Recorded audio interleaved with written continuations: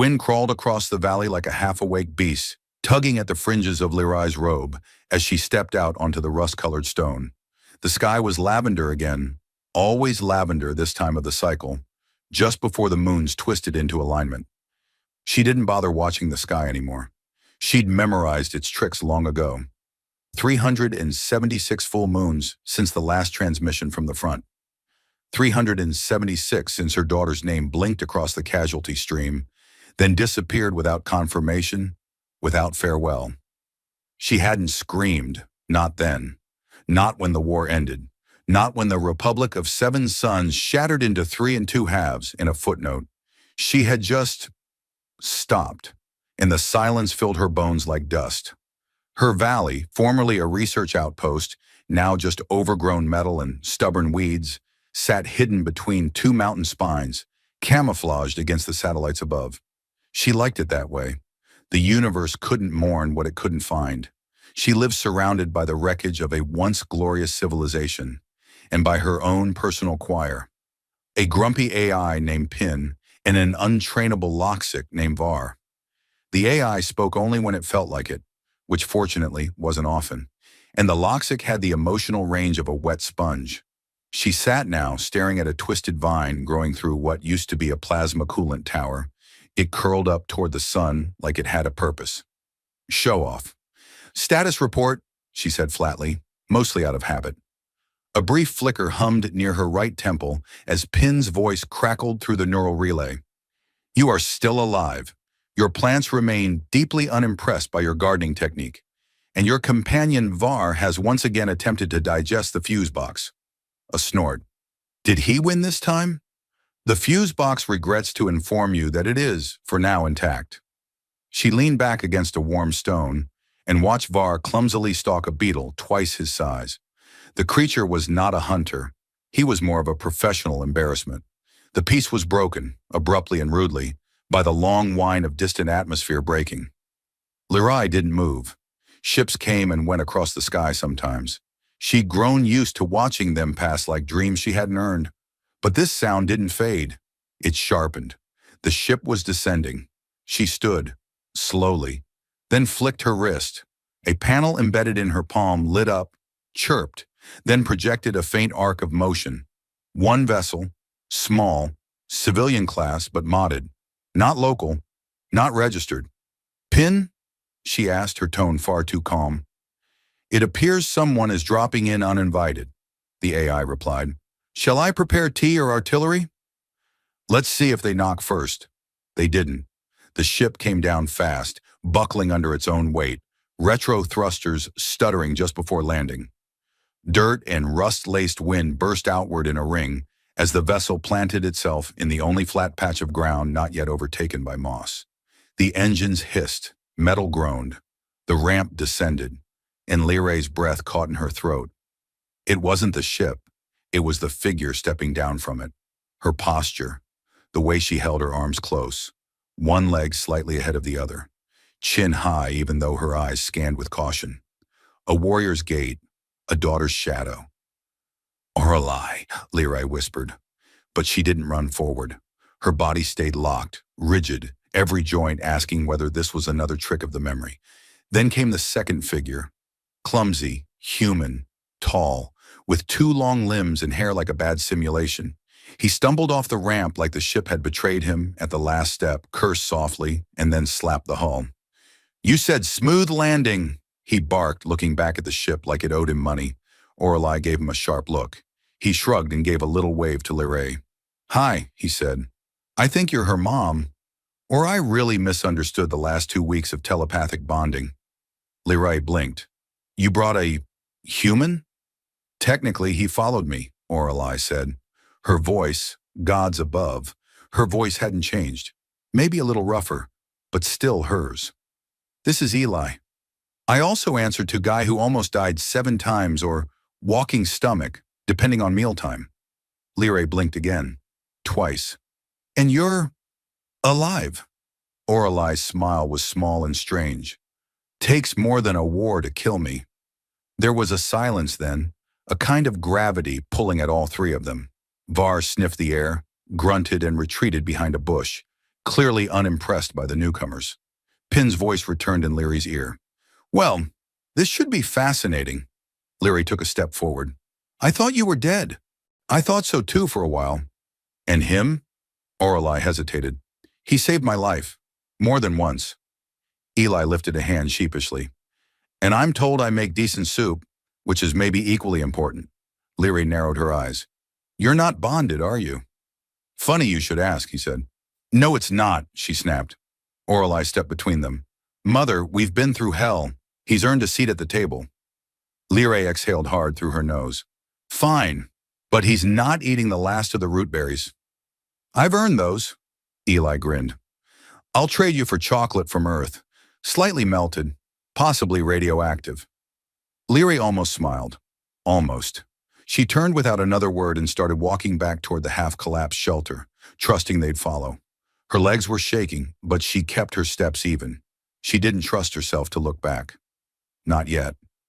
Behind her, Eli whispered, So should I be scared of her? Orelai murmured, She once decapitated a warlord with a stolen dinner tray. What do you think?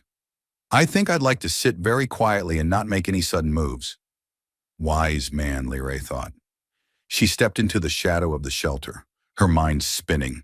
Her daughter was alive, and not alone, and tomorrow she would demand answers. But tonight, she would make soup. The soup was terrible. Eli, ever the diplomat, said it had character, which was a kind way of saying it tasted like boiled moss and regret. Leary offered no apology as she stirred it with a long-handled alloy spoon, frowning at the way it clung to the edges of the pot like it had developed emotional attachments. It's nutrient-dense, she said flatly, ladling the slop into mismatched ceramic bowls. You'll live. Eli peered into his with the look of a man questioning life choices. I don't doubt that. I'm just not sure I'll want to.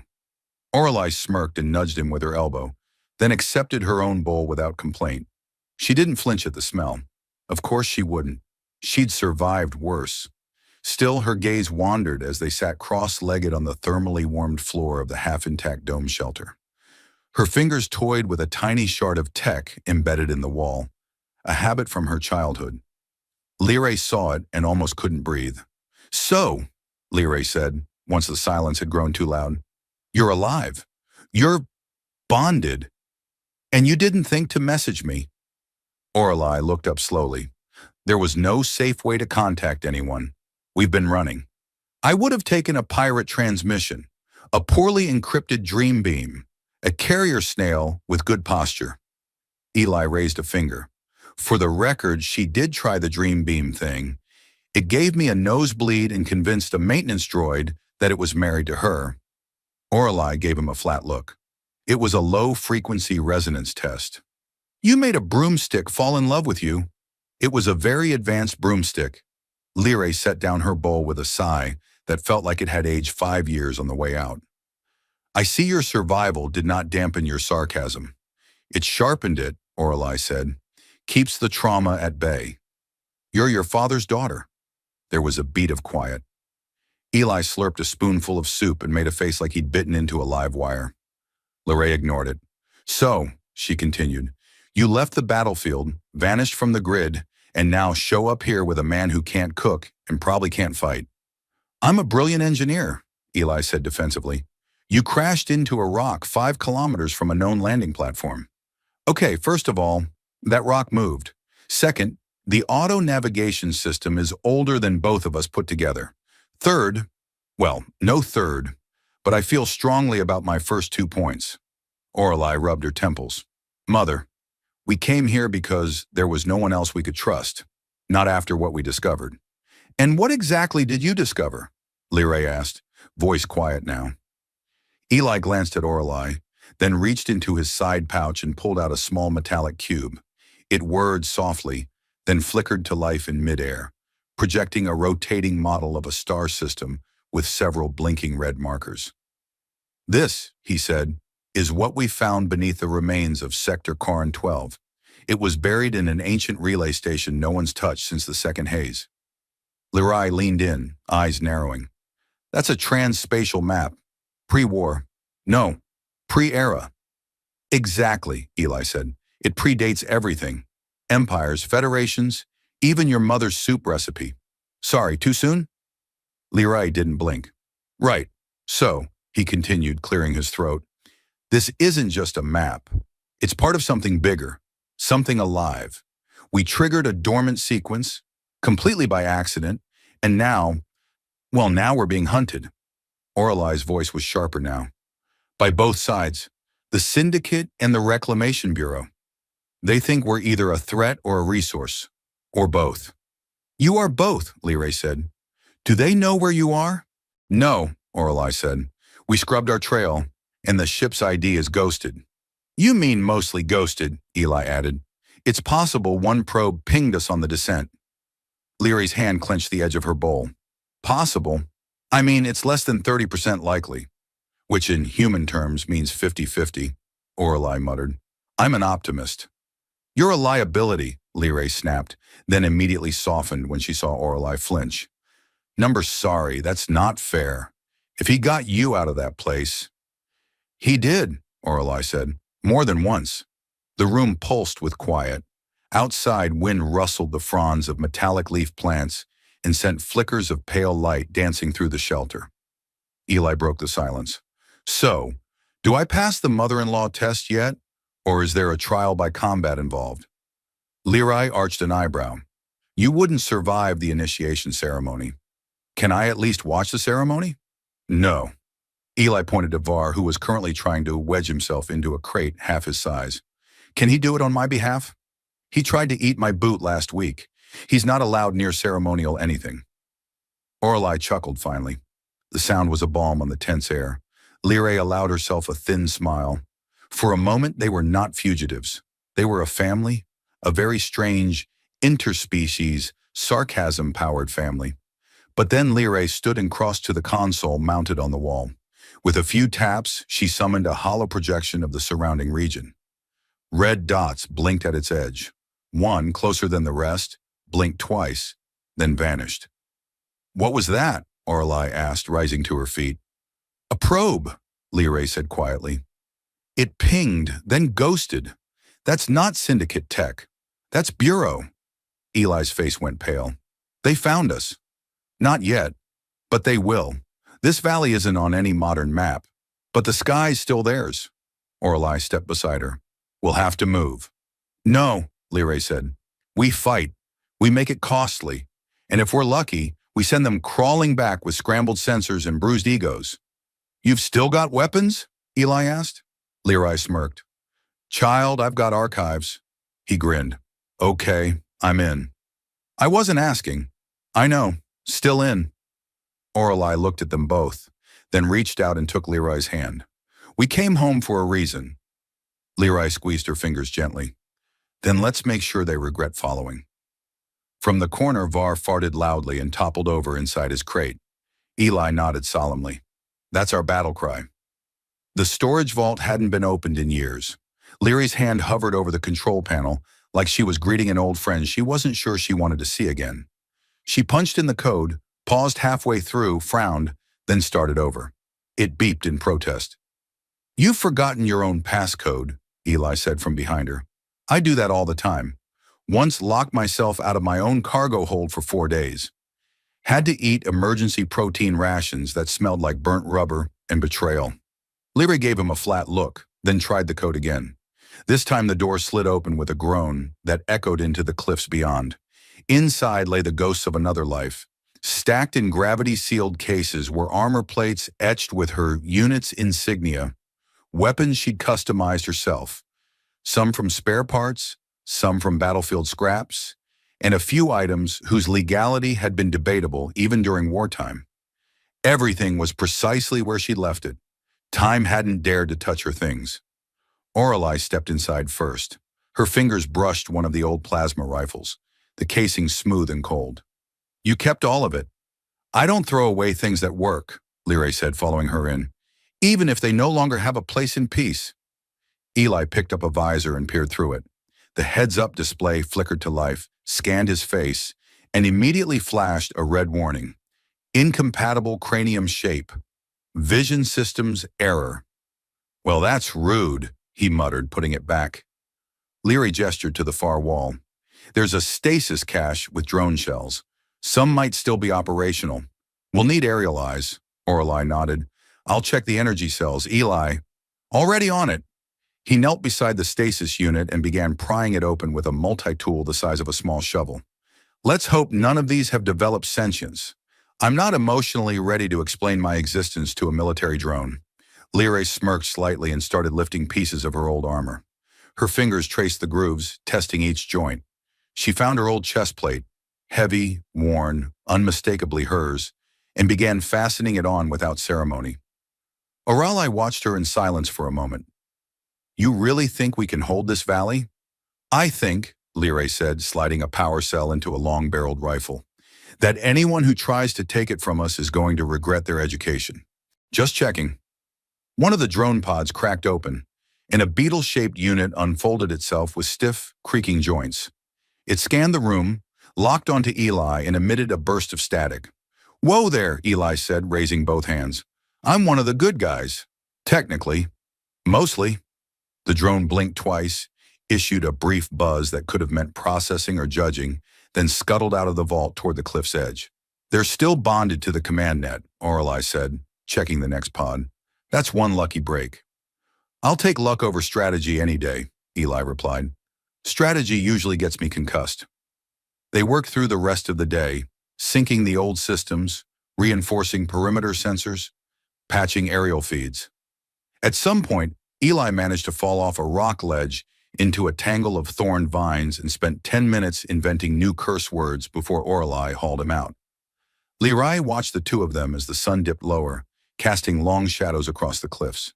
They moved in rhythm, not trained precision, nothing that formal, but something older, messier, real. When Orelai rolled her eyes at Eli, it wasn't dismissal, it was affection. The kind you earn when you've nearly died with someone at your side. By nightfall, the drones had established a rough perimeter. The AI, PIN, was grumpily active again, guiding old network nodes back online with snide commentary. I would like to point out that the last time these nodes were operational, the average galactic intelligence quotient was slightly higher than your pet's, PIN said. Var, currently chewing on a piece of thermal wiring, belched. Eli gave a mock salute. I'll take that as a compliment. From him, anyway. Leary stood at the top of a ridge now, rifle slung across her back, eyes scanning the sky. The stars were bright tonight, clearer than she remembered, but there were shapes moving between them, fast, dark, hard to track. Scouts, Orelai said, stepping beside her. Could be, or just satellites. Eli peered upward, squinting. They're either extremely quiet ships or the galaxy's most aggressive fireflies. We'll know by morning, Leary said. Either they descend or they report back. And if they descend, Orelai asked. Leary smiled, grim and familiar. Then we show them what 2 generations of angry women and 1 confused engineer can do. Eli looked between them. Wait, I'm the confused engineer? You're the only engineer, Orelai said. He looked genuinely hurt. I can be angry too. You cried at a documentary about space whales. They were majestic. Orelai laughed. So did Leary, though hers was quieter. They went back inside the shelter for the night. The wind howled outside, but the warmth of the floor panels and the soft glow of drone status lights made the room feel like a pocket of calm. Eli stared at the ceiling, arms behind his head. You know, I was supposed to work on mining ships. Never imagined I'd end up in a secret valley preparing to fight off ancient enemies with 2 highly dangerous women and a semi-domesticated meatball. Var, curled beside him, snorted. You could have stayed behind, Orelai said from her corner. Sure, he said. Could have taken a nice job on some backwater planet. Lived in a dome. Played cards with retirees. Slowly lost my mind. And instead, he looked toward her, serious now. Instead, I followed you, because you didn't give up, not when everything else fell apart. Orelai said nothing. She just nodded once, then lay back and closed her eyes. Leary, sitting nearest the entrance, listened to the wind change. There was a new current in it, a different hum.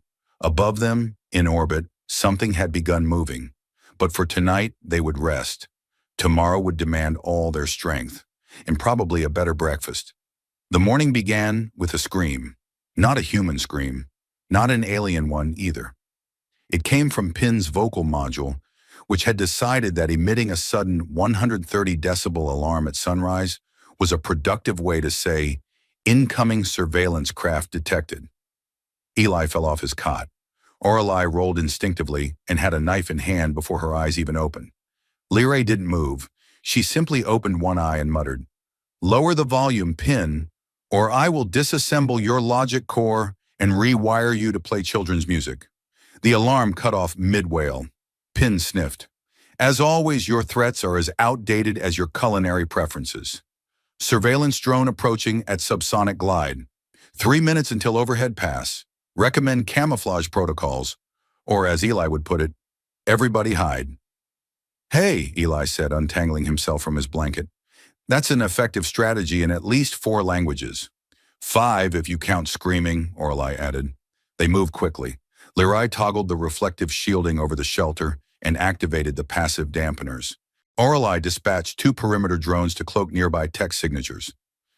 Eli ran outside with a handheld signal scatterer the size of a lunchbox and began waving it around like he was painting invisible graffiti. Above them, the drone passed silently, its shape sharp and angular against the lavender sky. It left nothing behind, not a sound, not a shadow, just a faint tingle in the back of the skull that all 3 of them felt, but none spoke about. "It's a Mark 7 Recon Spectre," Orelai said once the signal cleared. "They upgraded their sensor tech. That thing can map terrain molecules." "I hate it when machines know more about my property than I do," Eli muttered. "Next thing you know, it's emailing me interior design suggestions." Lyrae crossed her arms. "That was a soft pass. They'll come again. Closer." "I'm starting to think they want the cube," Eli said. "Call it a hunch." The cube, still quietly spinning in a low-energy hover field, rested in the corner of the shelter. It hadn't emitted any new pulses, but its inner lights blinked in patterns too complex for standard decoding. Orelai spent hours with it each day, fingers brushing its edges, trying to feel something, remember something. It had imprinted on her, after all. When they activated it during the escape, it had reacted to her thoughts, her memories. Eli's thoughts, apparently, just made it flicker in warning. "Maybe I should stop touching it," he'd said once. "I think it's judging me." "It has good taste," Lyrae had replied. Now Lyrae stood staring at the map it projected. Dozens of red dots now clustered around their region, forming a noose of potential strike vectors. "Too many," she murmured. "They're closing in faster than protocol allows." "You think someone's breaking ranks?" Orelai asked. "I think someone wants this done before command starts asking questions." They spent the day preparing. Lyrae reactivated 4 old auto turrets embedded into the cliff face. They still purred when they locked onto targets, though one made a noise like it had the hiccups. "Could be worse," Eli said, watching it shudder into position. "At least none of them are sentient." One turret turned its barrel slightly toward him. "Right?" It paused, then turned away. "I don't like that thing," Eli said. Orelai trained with her mother, sparring in the dusty flat outside the dome. Their movements were fluid but precise, blades whispering in the air, boots shifting over stone, neither yielding. Eli watched them from a safe distance, occasionally ducking behind cover when things got intense. At one point, Orelai feinted left and Lyrae disarmed her mid-motion. They stood chest to chest, breathing hard. "You've improved," Lyrae said. "I had a good teacher." "I was a terrible teacher." "You were terrifying. That helped." Lyrae smiled just briefly. That night, as the temperature dropped and the stars returned, they gathered around a small thermal core. Var was curled near the heat, twitching in his sleep and probably dreaming about chewing power cables. Eli poked the cube with a stylus. "So hypothetically, what happens if we just give it to them?" Lyrae looked up. "Then they'll either destroy it or weaponize it. Or both." "Ah, classic overachievers." Orelai stared into the shifting lights of the cube. "I've seen what's inside this thing. I can't explain it, not exactly, but there are lives in it. Memories, maps of things that don't exist anymore. Places wiped out during the last collapse. Entire species, archived like old code. Wait, it's a museum. Number, it's more than that. It's a seed, a map, and a method. I think it's designed to restore what was lost, and someone out there wants to decide who gets to do the restoring. Eli leaned back and exhaled. We're not equipped for this kind of responsibility. I mean, I still forget where I leave my boots. You're wearing them, Leray said. Oh, he paused. That explains the warm feet. They laughed briefly, and the sound lingered longer than it should have. But when the laughter faded, Orelai stood and paced. We can't just keep hiding. The closer they get, the harder it'll be to hold the line. Leray nodded slowly. Agreed. We need leverage. Something that'll make them hesitate. Eli scratched his head. Like what? A threat? No, Orelai said. A message. She turned to the cube. I can connect to it again. Broadcast what we found. Show the galaxy what's really at stake. Eli stood. Are you sure? Last time you linked with it, you passed out for 2 hours and claimed a moth was your grandmother. She had good advice. You also said she told you to eat more dirt. It was spiritual dirt. Leray pinched the bridge of her nose. Are you two always like this? Only when we're awake, they replied in unison. Orelai placed her hands on the cube. It hummed in recognition. Light flared, subtle but pulsing. Eli immediately scrambled for the scanner, calibrating waveforms. Leray watched, hand on her sidearm. Images flickered, fragments of alien cities, floating biospheres, collapsed stars reverse spinning, life forms with too many eyes and not enough bones. Orelai's voice echoed, not from her mouth, but from the cube itself. They tried to burn the past, but the past remembers, and it will bloom again. The cube exploded in a flash of light. Not destruction, broadcast. Every relay in orbit would have picked it up. Every communication satellite. Every ship within range. The message was out. Now the real war would begin. The first blast struck just after dawn, lighting the sky with a bloom of artificial sun. Orelai was already in armor, crouched behind the south ridge, eyes on the horizon. Leray stood to her right, rifle drawn, visor humming with ancient targeting code. Eli, still zipping up a boot, stumbled forward with a tablet tucked under his arm and a power cable clenched between his teeth. They're jamming long-range comms, he mumbled around the cable. Of course they are, Leray said. Cowards never like an audience. Orelai activated the drones with a flick of her wrist. 10 of them, patched together from 3 generations of tech, rose from the cliffs and took formation in the sky.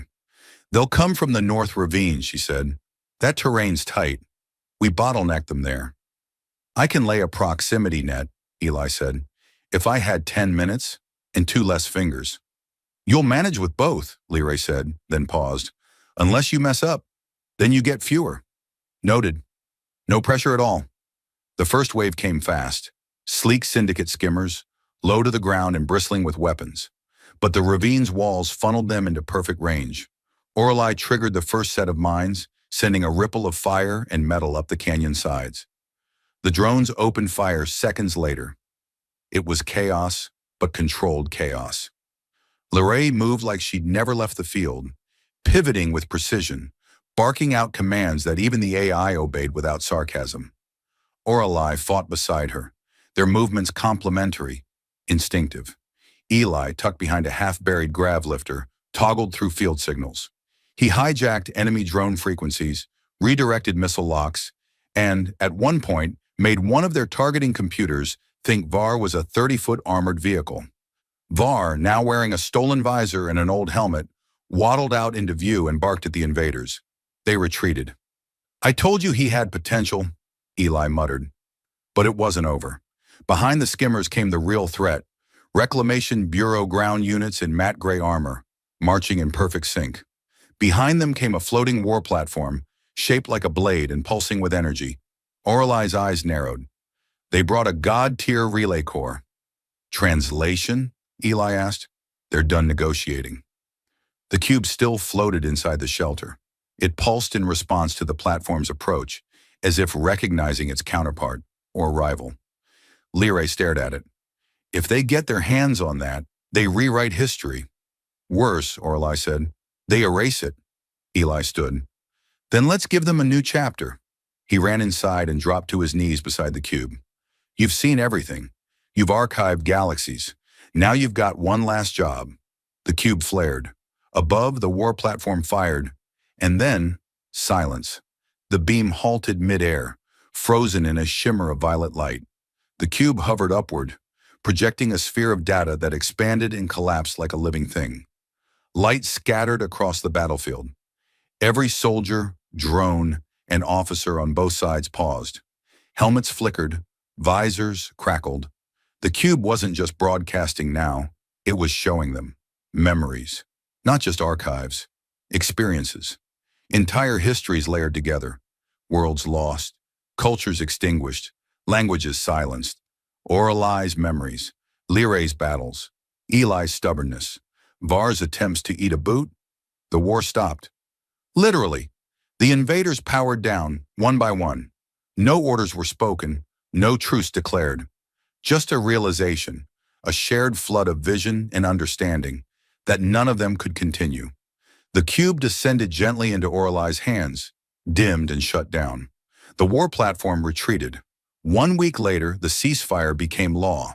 2 weeks after that, a joint delegation of human and alien representatives arrived in the valley, not to conquer, but to learn. The cube was moved into a protective vault in orbit, surrounded by peacekeepers from both sides. Oralai was offered a position on the council. She declined. Eli was offered a tech patent for his signal scrambler. He used it to fund a tiny, barely functional noodle stand on the edge of the valley. I want to build something weird and unnecessary, he said, like hope. Var became the unofficial mascot, and Lyrai didn't go back to war. Instead, she rebuilt the valley, planted real crops, taught young soldiers how to fight without rage, spoke at forums when asked, but only after threatening to throw a boot at the first person who called her a symbol. One evening, she stood at the cliff's edge, watching Oralai and Eli argue over a broken irrigation hose. She doesn't listen to instructions, Eli said. You gave instructions with a sandwich in your mouth, Oralai replied. It was an urgent sandwich. Lyrai smiled just a little. Oralai turned to her. You okay? I'm still deciding. A pause. Do you miss it? Oralai asked. The fight? Lyrai thought for a moment.